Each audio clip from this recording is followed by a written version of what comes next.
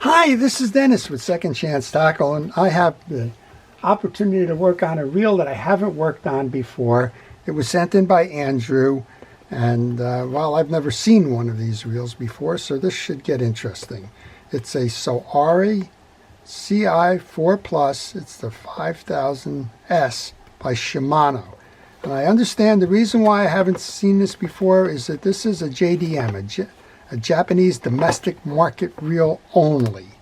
I don't know where or why he found this, but a word of caution: if you're chasing down these types of things, you will not find any support from Shimano USA for the Japanese reels. So if you need a piece or a part, you may be out of luck. Just a word of caution if you say, gee, that's a neat reel, and you run out and you go to find it. Well, let's open this up, see what we have in here. So this says it's the 500 size, I believe. Yeah, the 500S. Looks like I have a set of schematics, which is always good because, again, you're not going to get the support. Unfortunately, this schematic, at least on the exterior side, is for the 2000. Ah, here we go. Here's the 500. So let's take a real quick look at this, because you don't want to be surprised when you take this up and apart. All right, this looks like a standard type of a design in the fishing reel, with the exception that it looks like you have a double gear below for the oscillation. So we'll take a look. We'll see. Now, quite honestly, you do not need to over-engineer a 500 size reel. The 500 size reel is a lightweight stream reel, and it's designed for the use in ponds and lakes. It has a very limited line capacity. In this case, you can see the lip here. It kind of says that, well, you don't have much line capacity at all. You may just be able to have 75 yards of 4-pound test. It's that small here. Okay, let's take a look. You can see there's hardly a lip on that spool, as opposed to what we're more commonly familiar with big kind of line capacity reels. And we're going to take a look at that. We'll see what's going on underneath there. Then we have our kind of line spool height adjusters. See if I can get those off. When I take my pieces and parts off, I put those into a parts tray. And we have the older design here with the Shimano that uses those small Torx. We're going to have to find which one that is. The Torx through screw, made popular on the Stradics. I have one that just stands out. I guess I've used it so many times, it just seems to be the right one. That's not it. Always a joy. So one of the things you want to look for if you're doing these kinds of reels, this is a Harbor Freight set. And I would recommend that this is kind of the only backstop or issue you might have. I think this is it. I think I've worn it down so much that I think that it's having a little issue. You might be able to see how I'm working that screw out here. And by all means, be very careful as you start to take this off. Because if you lose that screw, you're going to have a little bit of an issue. All right, I got that screw out. I'm going to slide the assembly up. You can see the screw inside the assembly. It's on my glove now. And we're going to put all those pieces and parts into the parts tray so that we don't lose them in the future. Okay, there's a hard washer that goes underneath that assembly. And then we want to move on to taking off the rotor and working our way down. So the issue that you have with this is that the side plate here is buried up under the rotor, so you need to remove the rotor from the top before you can get in and do the other pieces. This whole thing is using Torx screws. So I'm going to stop the video for a moment. I'm going to just get the right Torx screws ready so that when I continue, we can do this fluidly. In case you're wondering, it uses a Torx 6 for the side plate screws. So we'll get to that in a moment. Right now we want to remove the rotor nut. And the rotor nut is usually a 10 millimeter. In this case it is. And in this case it's a reverse threaded. And you can see here it says unscrew, and it has it going in the clockwise manner. Well, always fun to work on something that you haven't seen before, but one of the cautions again is if you haven't seen it before, you're not familiar with it. If you're not familiar with it, by all means take pictures. Make sure that you document everything that you're taking off, when you're taking it off, how you're taking it off, so then when it comes time to reinstall, you can do that. All right, now we have our older style anti-reverse, and this one does have an anti-reverse override on it. I always get a little nervous with this because I suspect when I remove this ring, all of those roller bearings are going to be exposed. Well, only one way to find out, right?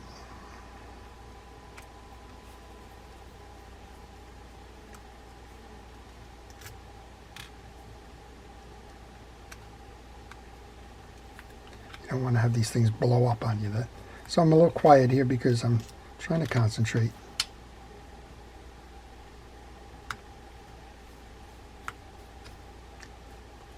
I don't know much about this reel at all in terms of when it was made. And well, fortunately the cap stays on that.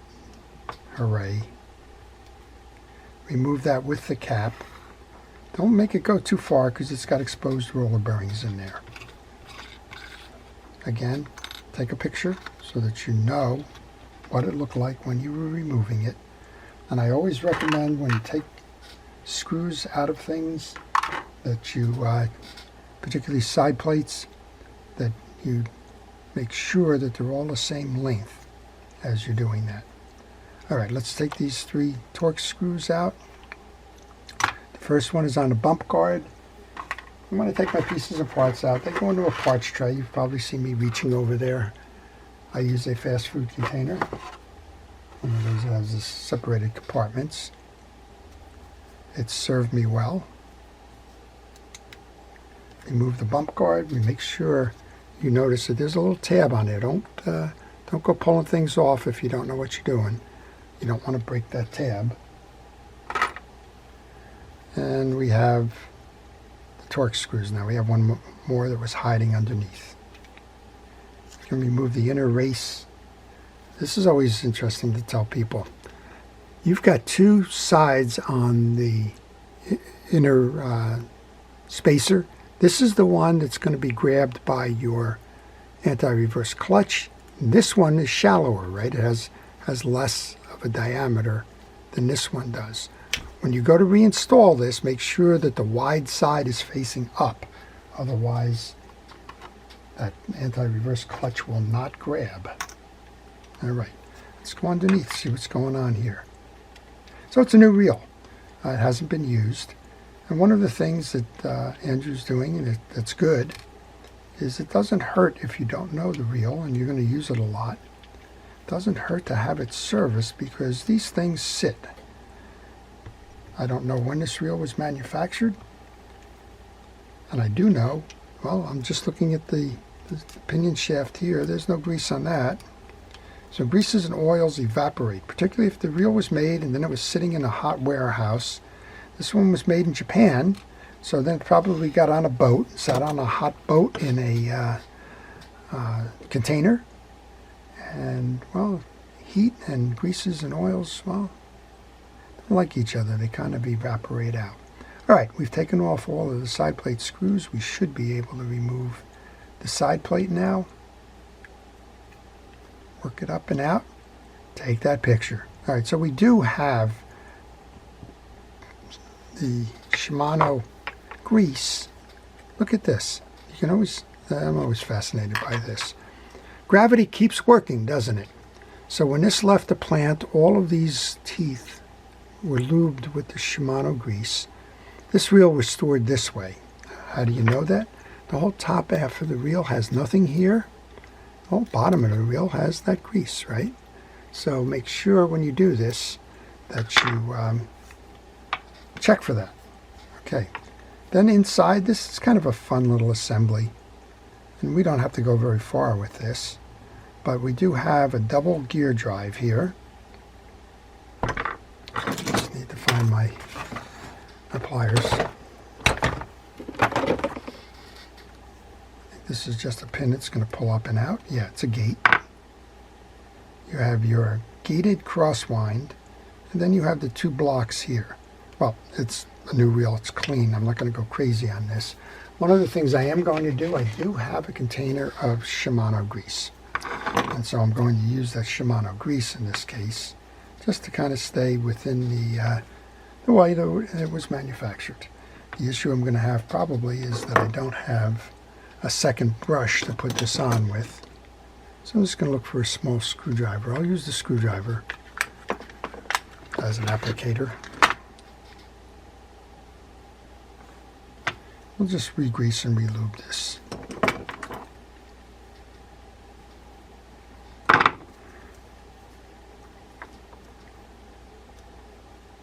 going to make sure to get a good amount on the teeth, those two drive gears. And as they circulate, they will spread that grease around. So you don't need to get the grease in every slot. You can move it a little bit. Turn it again. So this reel, even though it's a 500 size pound reel, is capable of distributing a lot of the force that comes with fighting fish. And I would bet that you can pull a very big fish up with this reel, even though it's got almost zero line capacity in it. So if that fish wants to take off and run, you better have a very heavy line that you've got on that minimum capacity piece. All right. When you're going to put your gate back in, you're going to need to move it because I moved that gear there. Reset your slide bar anchor. And of course, I didn't grease your pinion gear or your main gear before I put it back. So this I can slide off. We can load this up. Almost looks like Vaseline, doesn't it? Make sure you grease that up nice and lay that on thick. Oil the bearings.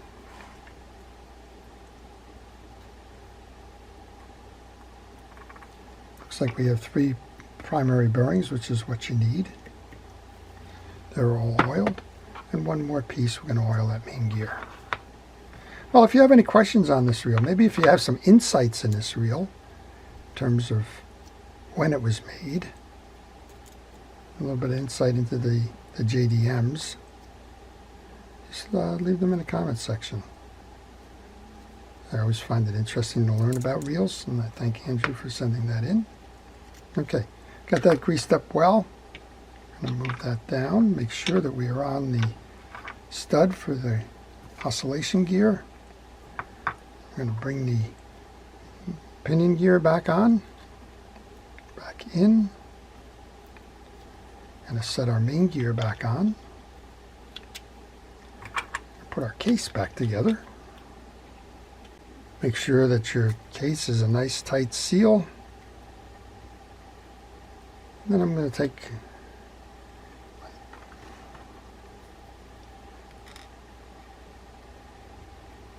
my Torx screws, put them in to hold this case together. Again, that's a Torx size 6 for those playing along at home.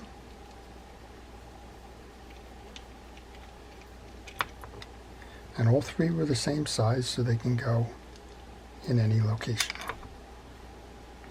So again, it's not imprudent to go ahead and open up a new reel and do the servicing on it, because you may find, like this one, that, well, it's dry. A lot of folks just assume that it's coming in. Now, some manufacturers, they really overpack it If you open up a pen reel Fierce, for example, you will find all kinds of grease in there, but that's not necessarily true on everything, and over time they will kind of grease out on you. All right, there's a stud here that's going to need to align here for that anti-reverse, and then you need to align the holes. Okay, align that. Make sure that you've got your stud set there. And we have our little shield. Make sure that those holes in the shield line up.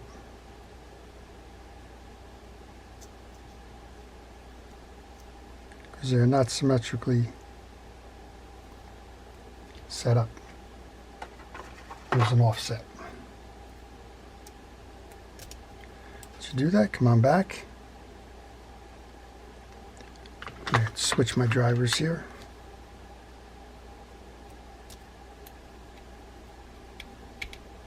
I think I used the big screwdriver when I started this. And we'll finish, I'll put that bump guard on the bottom, and we'll finish the top here, and then we'll look at what the drag washer setup is in this reel.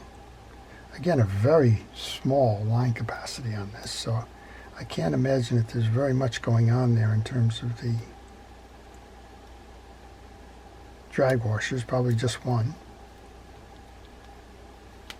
I don't think you need more than one. Okay, that's on, everything's on. Bump guard, remember this little clip here, don't break that off. Swing it around. I did separate the washers and the screws, so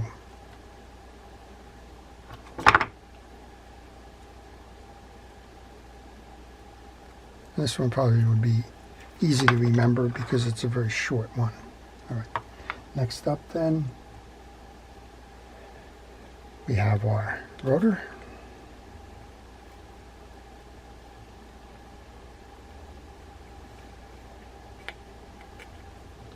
And we have that 10mm nut. Now that's going to thread on counterclockwise. It's a reverse thread.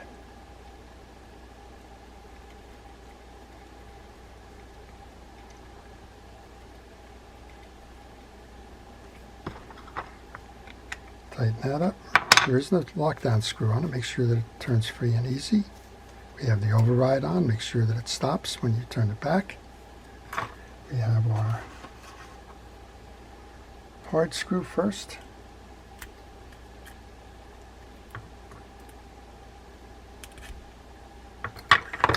And we have the little assembly for the... On this assembly you have a little spring here and a little slot for the spring over here. So you're going to need to set that like that. Look underneath, make sure you see the spring. And then make sure that it aligns the hole for that set screw with the hole in the axle. And then the one nervy part of the whole thing, trying to get this little ant-sized screw back in. Fortunately, I've done this a few times. Get it started.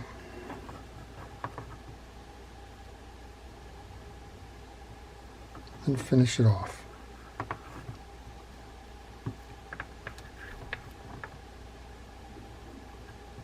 And the last piece that we removed off of there was the spool height adjuster. They had one on there, so that one goes back on.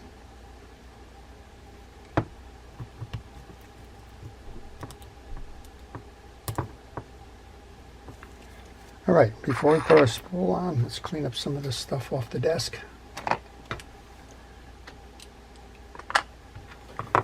Those pieces back. While I'm doing that, I want to encourage you to ask questions. If you have any questions regarding this reel or anything we've talked about today, or maybe you're just working on a reel and you need a little help or assist, if you leave those questions in the comment section, I will try to answer those for you, get you back on your way, or get you additional information. All right, there's a split in this ring right there. So you want to use a pick or something to remove this ring. It's a four-sided ring. It's a spring, so pay particular attention to that. I'm thinking we probably have one felt washer under here. We have one washer and a bearing and a felt. This is a felt washer. Felt washers need to stay lubricated. So I'm going to put that right back where it was. And I'm going to oil them. I oil these. This has got a lot of oil, lubrication on it. And then we just put our clip back on. If that was dirty, you would certainly want to wipe it off. If it was broken, you would certainly want to replace it. In this case, it's none of the above. These align with the little kind of grooves here. And it's not an easy task if you happen to have big fingers.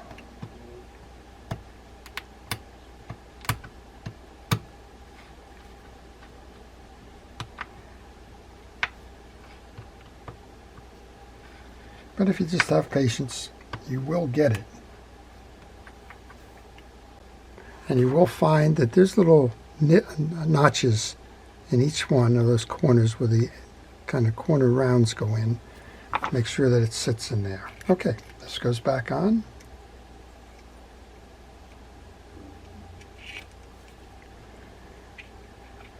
Our adjuster goes back on. We're going to reach into the box here and find the handle. Give it a test. See how we did.